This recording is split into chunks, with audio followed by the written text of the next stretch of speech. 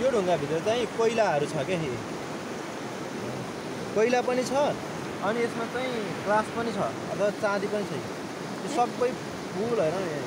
यो पनि हेर पुरो राति घाम परेको वाउ ओ माई गॉड कस्तो टल्किरहेको के यो यहाँभित्र के छ भन्नु है रे यहाँभित्र धेरै थरीको खनिज छ कि त्यो जस्तै टल्किनेवाला यो पनि हो एउटा वाउ अनि त्यस्तै टल्किनेवाला यो पनि हो फेरि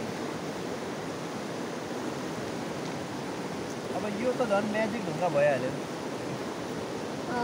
सबैभन्दा राम्रो चाहिँ कुन छ यो वाला राम्रो लाग्यो मलाई त यो वाला यो हजुरले म्याजिक वाला भनेर दिनुभएको छ नि यसको एउटा पत्थर बनाइदिनु हजुर माला पनि बनाइदिनु एउटा हुन्छ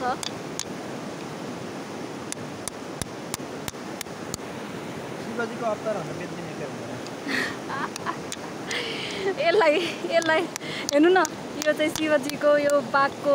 छालाको जस्तो छ नि कलर हेर यसको यता यो वाला यसलाई चाहिँ बेच्न सकिन्छ